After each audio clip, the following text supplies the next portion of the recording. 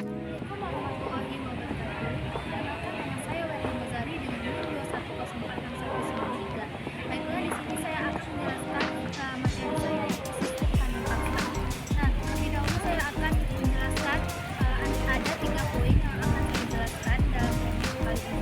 Yang pertama yaitu latar belakang atau awal peristiwa yang terjadi pada sistem tanam paksa. Yang kedua yaitu puncak permasalahan sistem tanam paksa, dan yang terakhir yaitu berakhir sistem tanam paksa.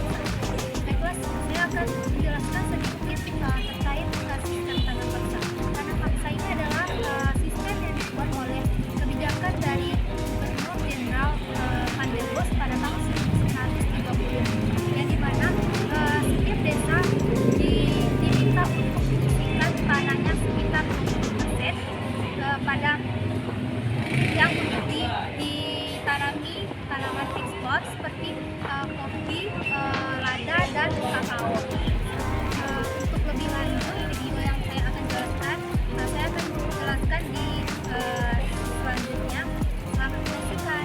Sistem tanam paksa adalah sistem yang mengharuskan rakyat melaksanakan proyek penanaman tanaman ekspor di bawah paksaan pemerintahan kolonial sejak tahun 1830.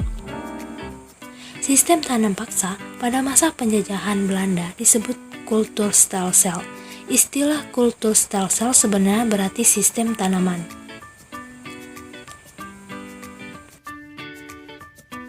Secara umum, latar belakang yang diterapkannya tanam paksa oleh Belanda di Indonesia adalah karena negara tersebut membutuhkan uang untuk membayar hutang agar terhindar dari kebangkrutan. Dengan hutang Belanda yang sangat tinggi ini disebabkan oleh beberapa hal, yaitu yang pertama, revolusi dan pecahnya daerah Belgia dari kerajaan Belanda. Yang kedua, perseteruan kolonial Belanda dengan Inggris Raya, Spanyol, serta Portugal. Yang ketiga, pemberontakan pejuang kemerdekaan Indonesia yang banyak di berbagai wilayah Nusantara. Yang keempat, perang dengan Diponegoro. Yang kelima, praktik perdagangan dan monopoli. Latar belakang penerapan kebijakan tanam paksa oleh kolonial Belanda adalah menutupi kerugian dalam perang di Eropa dan perlawanan rakyat Indonesia. Pada dasarnya, kulturstelsel ini bertujuan untuk mengembalikan kondisi keuangan Belanda selepas krisis dari Perang Jawa. Sistem tanam paksa ini adalah peraturan yang dikeluarkan oleh Gubernur Jenderal Johannes van der Bos pada tahun 1830, yang mana mewajibkan setiap desa menyisihkan sebagian tanahnya 20% untuk ditanami komoditas ekspor, khususnya teh, kopi, dan kakao. Peraturan pokok sistem tanam paksa terdapat dalam Lembaran Negara Tabloid tahun 1834 nomor 22, yang mana aturan ini diterbitkan oleh beberapa tahun setelah tanam paksa dijalankan di Pulau Jawa. Aturannya yaitu, yang pertama, terjadinya persetujuan akan diadakan dengan penduduk agar mereka menyediakan sebagian dari tanahnya untuk penanaman tanaman ekspor yang dapat dijual di pasar Eropa. Pertanian yang disediakan penduduk untuk tujuan tersebut tidak boleh melebihi 1/5 dari tanah pertanian yang dimiliki pendudukan desa. Yang ketiga, pekerjaan yang diperlukan untuk menanam tanaman tersebut tidak boleh melebihi pekerjaan untuk menanam tanaman padi. Yang keempat, tanah yang disediakan penduduk tersebut bebas dari pajak tanah. Yang kelima, hasil tanaman diserahkan kepada pemerintahan Belanda jika harganya ditaksir melebihi pajak tanah yang harus dibayar rakyat. Kelebihan tersebut diberikan kepada pendudukan. Yang keenam, kegagalan panen yang bukan karena kesalahan petani akan menjadi tanggung jawab pemerintah. Yang ketujuh, bagi yang tidak memiliki tanah akan dipekerjakan pada perkebunan atau pabrik-pabrik milik Belanda. Dan yang terakhir, pelaksanaan tanam paksa diserahkan kepada pemimpin-pemimpin pribumi. Pegawai-pegawai Eropa bertindak sebagai pengawas secara umum. bentuk kegiatan-kegiatan yang dilakukan oleh pemerintah Belanda pada masa sistem tanam paksa dengan memperkerjakan bangsa pribumi untuk menanami tanaman-tanaman ekspor. Tentunya, sistem tanam paksa ini berdampak sangat buruk bagi bangsa pribumi yang mengakibatkan kelaparan, kesengsaraan, bahkan kematian. Sehingga dengan itu, Edward Douws Dekker dan Baron van Hoven protes adanya kesengsaraan bagi bangsa Indonesia. Kemudian, pemerintah Belanda secara bertahap menghapuskan sistem tanam paksa yang dimulai pada tahun 1865, kayu manis, teh, dan nila dihapuskan. Tahun 1866, tembakau dan tebu pada tahun 1884. Dan yang tanaman yang paling terakhir yaitu kopi pada tahun 1917.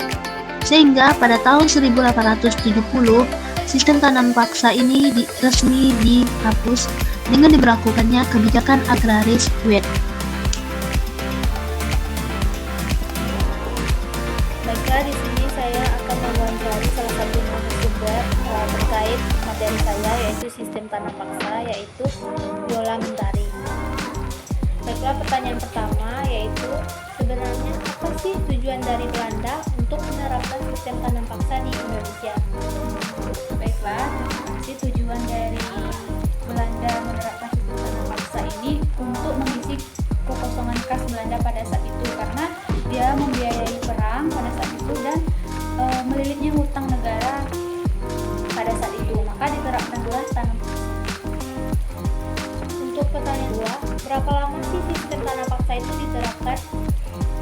Sistem tanam paksa ini diterapkan selama 40 tahun.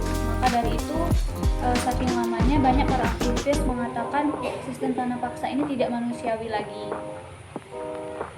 Pertanyaan ketiga, apa saja aturan-aturan yang dibuat Belanda pada kebijakan sistem tanam paksa?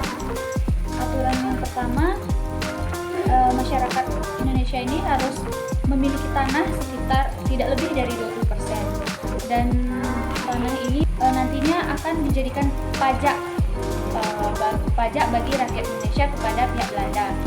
Dan yang ketiga,